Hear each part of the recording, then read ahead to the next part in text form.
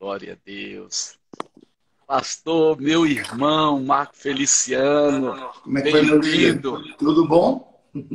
Tô bem, graças a Deus. Saudade dá aquele abraço, né? Ó, então, abraço de corona. Cotovelo. Não, nada. Aqui a gente tá abraçando mesmo, viu? Que bom, E que como é que bom. você está aí nesse momento? Você está em São Paulo? Está em Eu tô aqui, casa? tô no interior de São Paulo, né? Está no interior? Eu vou tirar aqui o Bluetooth, acho que vai ficar melhor, né? Melhor? Tô te ouvindo bem, pode falar. Ah, joia.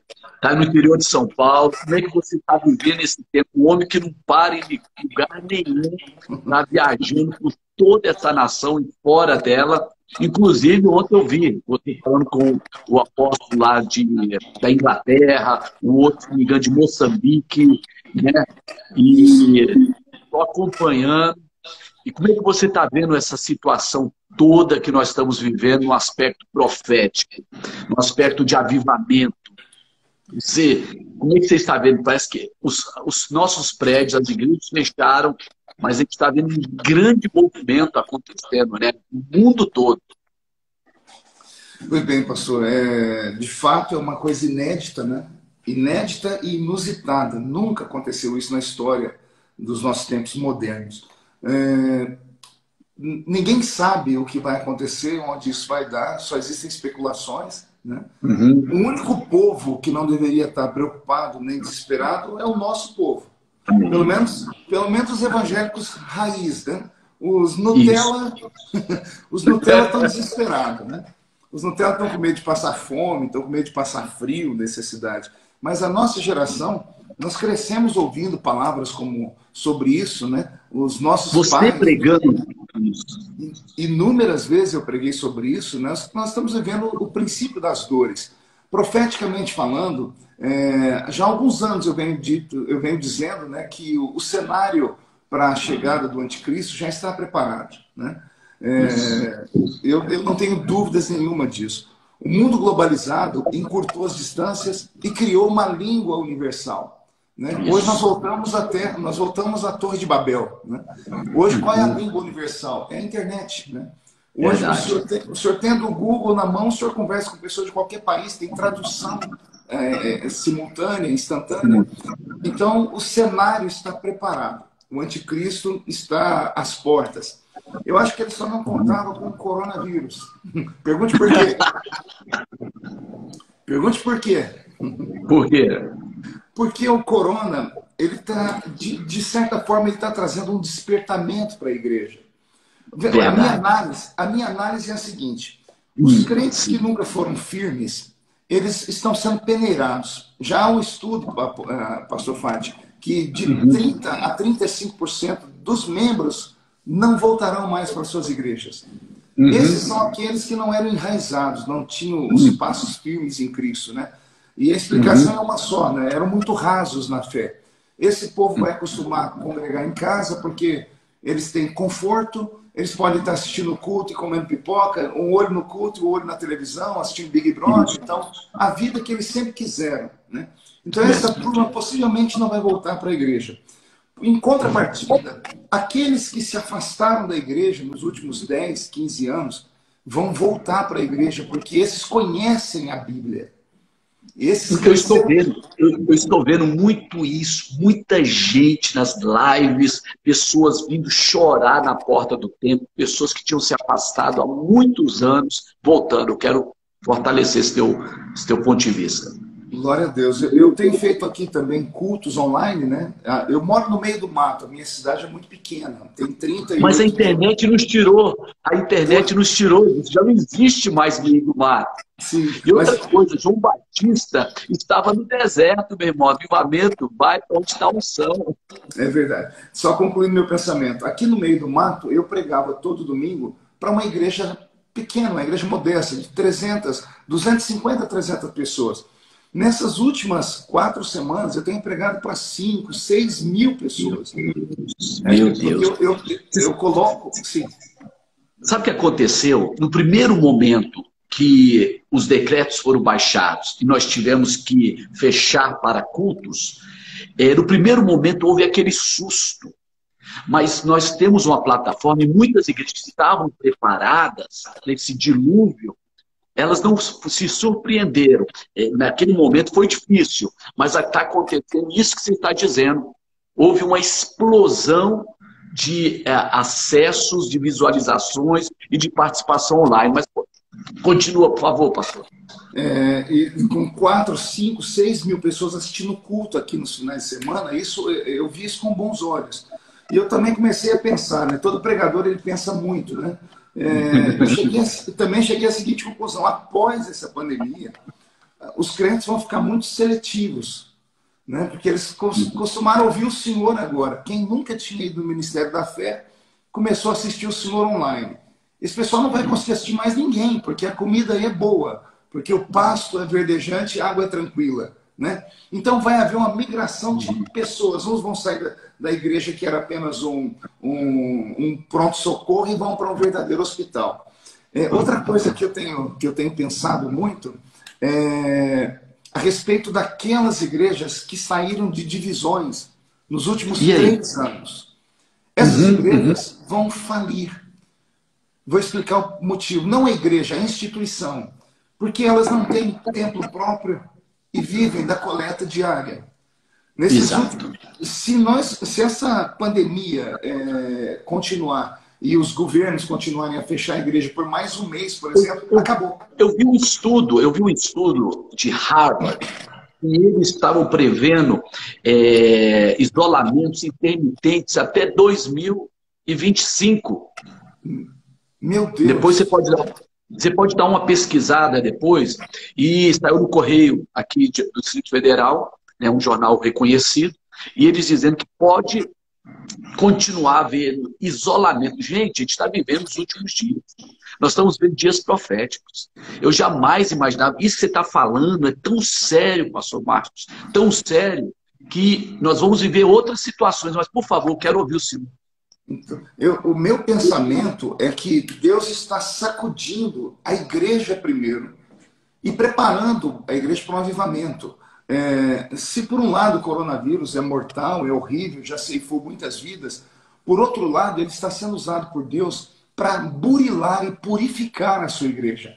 Eu tenho dito aqui nas últimas lives que Jesus vai fazer 3 coisas nesses dias. Primeiro, ele vai tirar o mundo da igreja, né? Ou seja, aqueles crentes raimundos, com um pé lá, outro aqui, esse pessoal não volta mais. Porque, como eu disse, encontraram conforto nas mídias sociais, cultuando através das mídias sociais. Eles não precisam dizimar, não precisam ofertar, não tem ninguém no pé deles, não tem que se mover, sair daqui para ir para lá, não enfrentam as intempéries.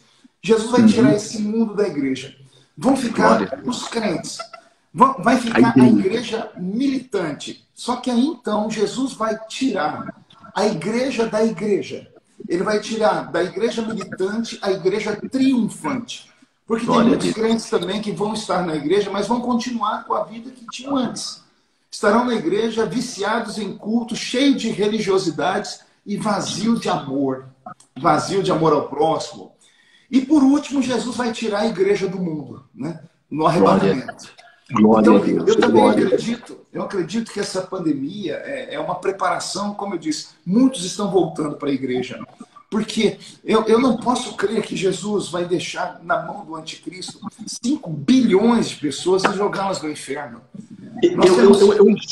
Eu enxergo essa questão. A Bíblia é bem clara quando fala que quem segura a manifestação plena do anticristo é justamente a igreja. Deus segura o juízo enquanto a igreja completa a sua missão. Enquanto a arca vai sendo terminada, completada, ou seja, a ação do homem, o trabalho do homem, enquanto nós tivermos, Deus vai segurar a manifestação plena do anticristo, no sentido governamental. Eu tenho certeza disso, o senhor está coberto de razão. E até porque não podemos acreditar que o nosso Deus vai perder para o diabo, né? O inferno não pode ter mais gente do que o céu.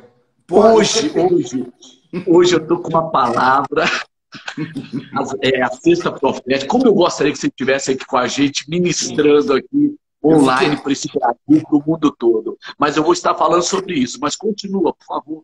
Então, eu acredito nisso. Eu acredito que Deus vai sacudir o mundo, sacudir a igreja primeiro e começar a preparar. São anúncios, são as dores de parto, né? Não chegou a hora do bebê nascer ainda, mas a grávida tem que começar a se preparar. Ela já trocou de roupa, já mudou o paladar dela. Aleluia! Ela já está com aqueles desejos estranhos, né? Porque são sinais da grávida, né? E ela começa a sentir dores, as contrações. Jesus está voltando. Eu estou com o corpo todo arrepiado aqui. Eu estou aqui também. Você está falando, eu estou aqui, ó. Eu estou sentindo a unção do Espírito Santo aqui. E nesse texto ele fala o seguinte, que Deus vai proteger, vai dar ordem para que esse período de dores vai haver uma separação e vai haver uma provisão e uma proteção. Ou seja, o dragão não vai nos devorar. Não. Aleluia. Deus está usando também esse tempo, pastor Fadi, para puxar a orelha de muitos líderes cristãos evangélicos que viviam debaixo da arrogância. Explico. Como viviam debaixo da arrogância? Eles eram sempre autossuficientes e agora estão passando necessidade dentro de casa. Estão passando necessidade porque não ensinaram a ovelha a cuidar do pastor, né? Então tem muita gente que vai ter que reavaliar suas pregações, reavaliar a sua maneira de pensar, porque Jesus está voltando. Jesus está voltando. Ontem, enquanto eu falava com o apóstolo Wesley, lá de Londres, eu disse para ele que nessa quarentena eu assisti aqui em casa uma série chamada The Crown, A Coroa, que é a história da Rainha Elizabeth. Vale a pena, viu? Se tiver um tempinho, vale a pena assistir. Não,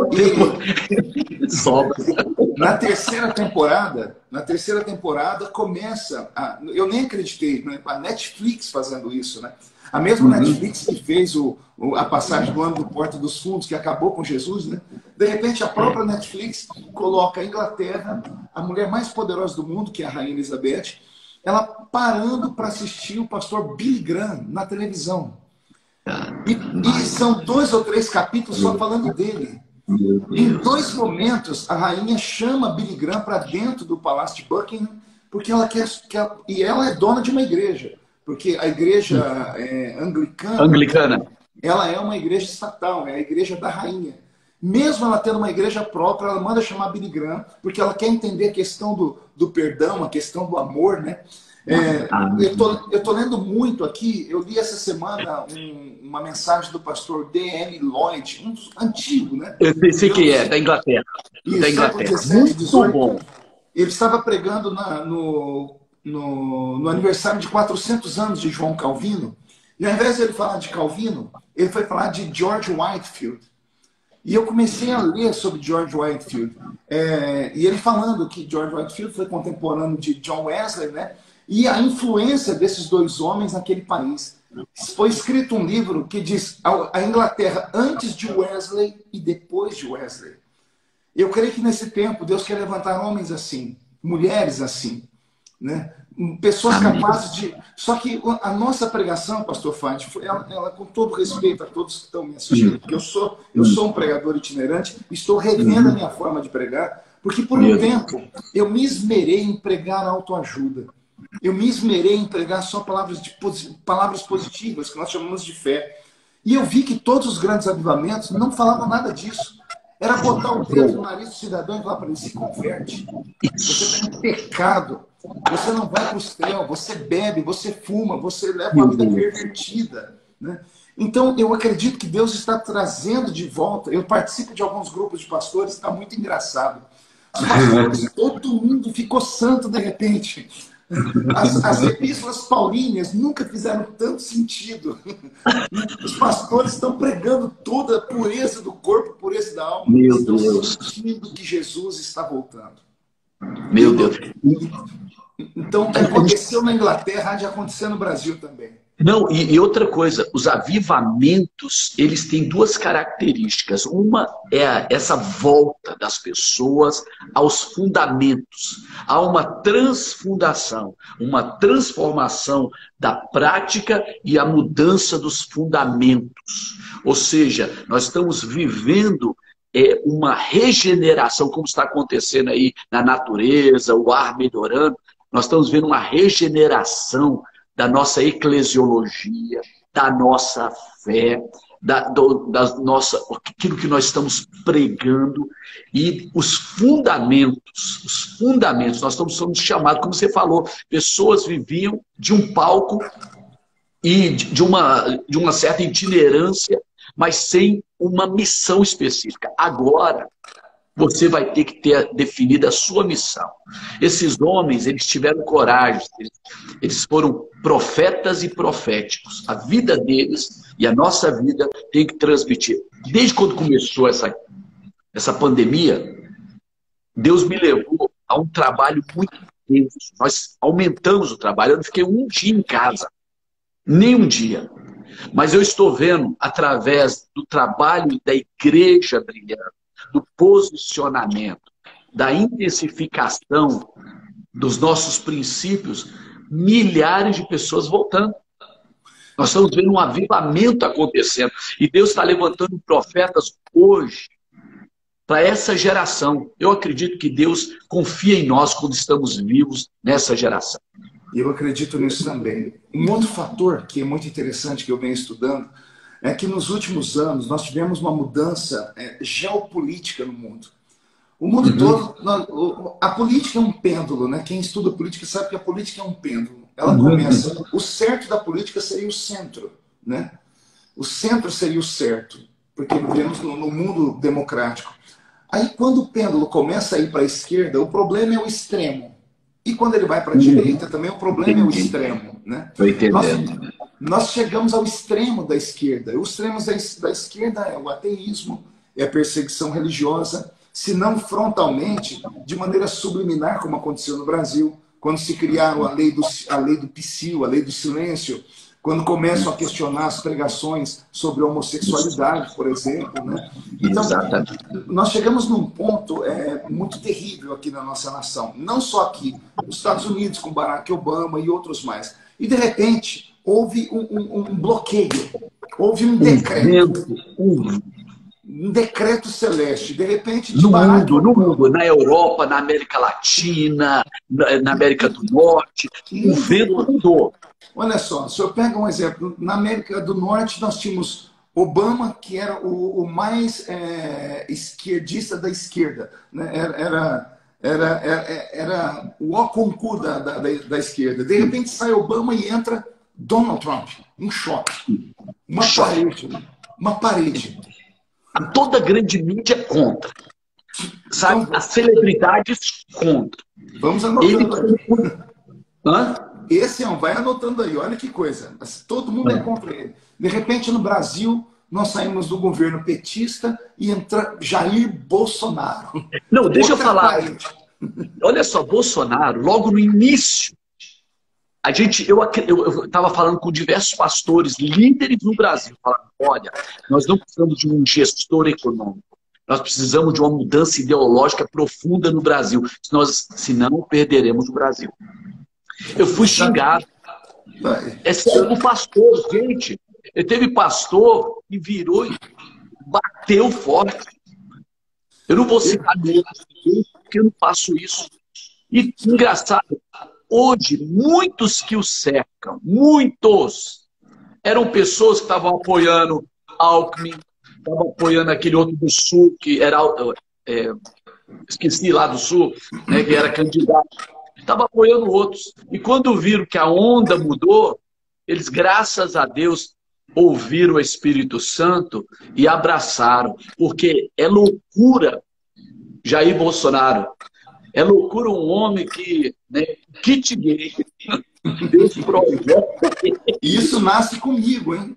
Porque a igreja... Eu sei, eu lembro. Eu estava lá na Comissão de Direitos Humanos, quando ele estava sentado na comissão, e você presidindo, e as pessoas te bombardeando, e eu olhava para você, meu Deus, segura esse homem, e você com aquela paz aparente. Quem me protegeu lá foi Jair Messias Bolsonaro, né? Que interessante. Eu lembro que ele virava para a plateia que estava xingando, fazia coraçãozinho, dava beijinho e falava, olha, vocês vão voltar para o armário, nunca mais vão sair. Eu falei, meu Deus do céu.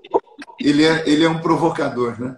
Aí, veja só, nós falamos aqui da América do Norte e América do Sul. Vamos para a Europa, a Hungria. A Hungria hoje tem um governo conservador. Guatemala, Paraguai. Então, há uma mudança geopolítica. O que aconteceu? O inferno ficou maluco.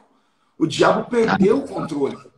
O diabo estava vindo com projetos... Gente, vocês têm que ouvir. Vocês estão nos acompanhando, entendam o que nós estamos falando.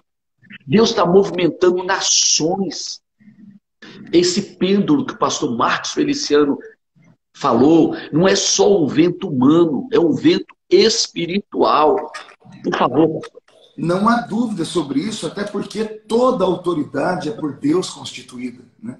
Só que Amém. A autoridade que por Deus é constituída, ela é autoridade teocrática. Aqui é uma passagem que poucas pessoas entendem. Quando nós lemos Romanos 13, e a Bíblia diz que toda autoridade é constituída por Deus, somos levados a questionar. Por exemplo, Hitler, então, foi ungido por Deus?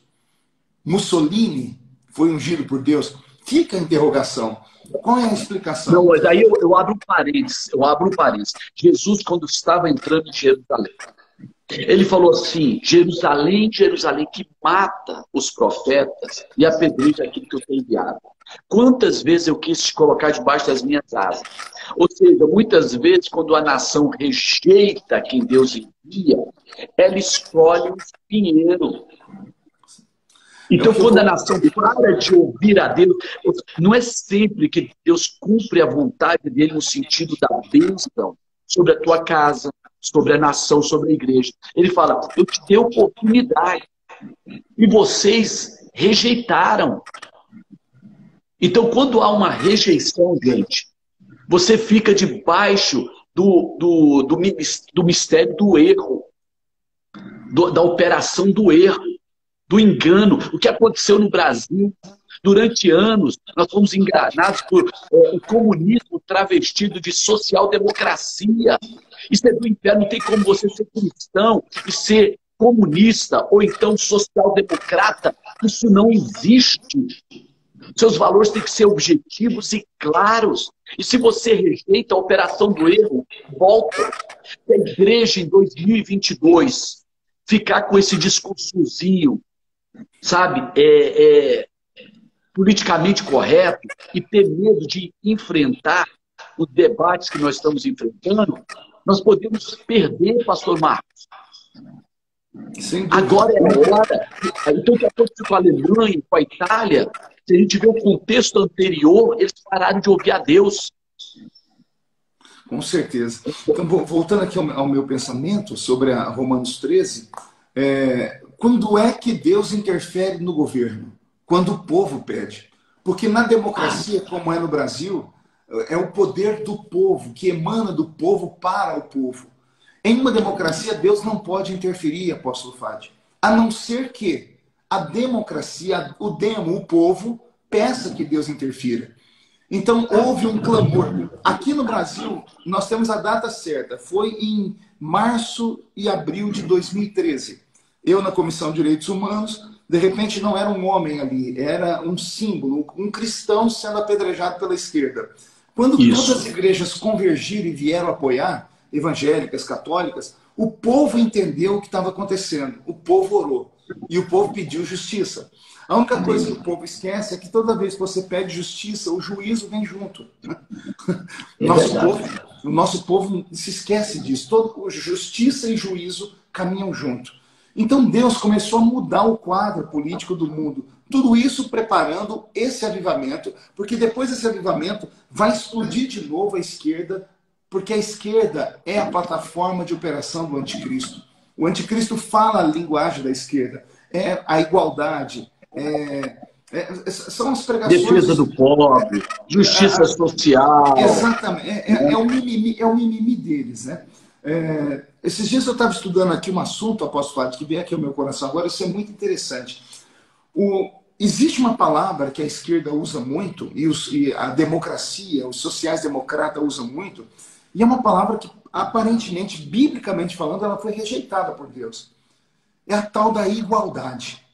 Porque todo mundo diz que é a igualdade. Tem que ter igualdade entre homem e mulher, entre branco e negro, entre asiático e vermelhos, há que se ter igualdade de pobre e rico, mas quando o senhor vai para a Bíblia, o primeiro pecado que se deu no céu, né, que foi com Lúcifer, Isaías 13:14 explica: eu subirei ao céu, acima das estrelas, acima do trono de Deus exaltarei o meu trono e serei igual a Deus. A proposta do diabo para Eva aqui na terra foi: se você comer do fruto, você será igual a Deus. A igualdade pregada na vida política pela esquerda era uma afronta aos princípios. Porque o próprio Jesus, quando Judas foi tentar pregar a Ela é igualdade... engraçada, essa igualdade, ela vai junto com a rebelião contra a autoridade. Figura de pai. Quando Judas tentou pregar para Jesus a tal da igualdade, com a mulher que quebrou o vidro de alabastro e lavou os pés de Jesus, Jesus disse: calma aí, cidadão. Não, senhor, mas o perfume dá para matar a fome dos pobres. Jesus disse: os pobres sempre tereis convosco, mas a minha presença não. Jesus estava ali dizendo que o mundo é assim. Desde que o pecado entrou no mundo, aconteceu uma ruptura no tecido espiritual e social. E engraçado que nesse texto, quando ele critica, e normalmente quem critica é assim, não faz nada. Ele, pelo contrário, ele roubava.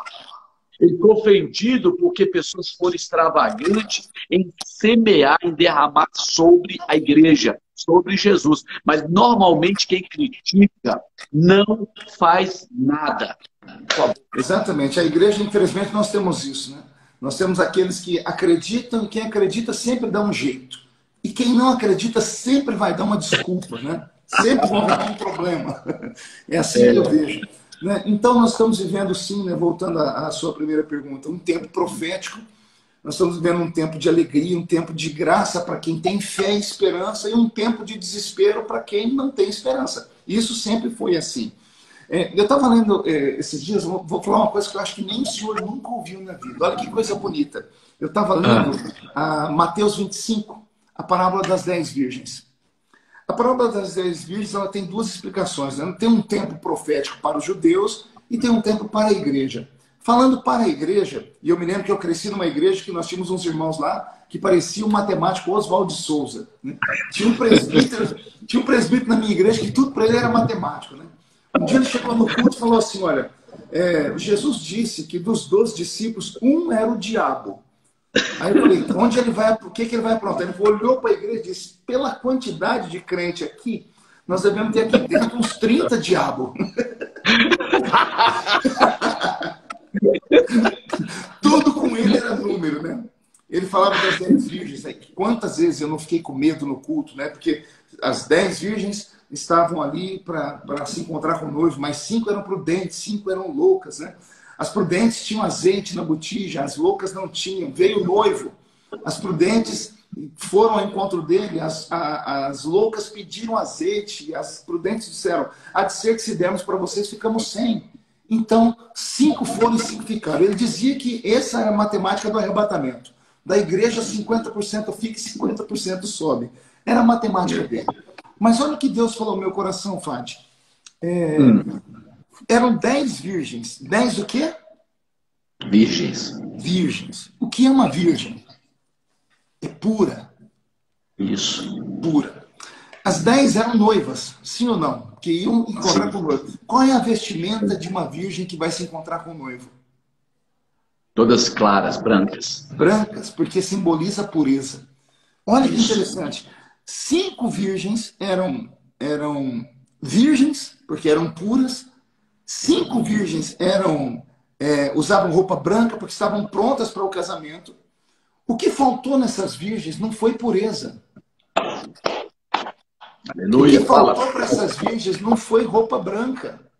Vai lá. Porque os nossos pais sempre se preocuparam com as nossas vestes. E tinham que se preocupar mesmo. Sempre se preocuparam com a pureza. Ó, o testemunho, você tem que ser crente, isso e aquilo. Tudo isso faz sentido. Mas o que bloqueou as virgens de irem com o noivo não foi a virgindade, porque elas não perderam a virgindade, continuaram puras. Elas não perderam, a roupa delas não foi suja, continuou branca. O que impediu elas de irem foi a falta de azeite na botija. A falta da comunhão com o Espírito Santo.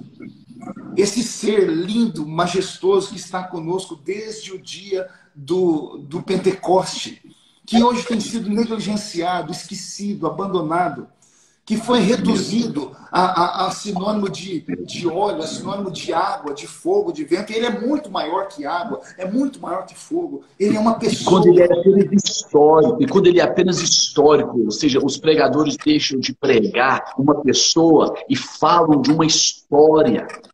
Exato. Esses dias, inclusive, eu estava vendo um rapaz que tem muitos seguidores na internet, eu não vou dizer o nome dele para não dar luz para ele, né? Ele sempre arruma confusão com todo mundo, e ele falando que nós pentecostais, neopentecostais, somos heréticos, porque exaltamos demais a figura do Espírito Santo, quando deveríamos exaltar Jesus. O cidadão é tão raso intelectualmente. A pessoa de Cristo hoje é a presença do Espírito Santo. Eu preciso ir para que ele venha, esteja convosco em vós. É ele que nos liga, ele é o elo de ligação, é ele que intercede por nós. Está fazendo agora essa atmosfera que nós estamos sentindo agora. Aleluia.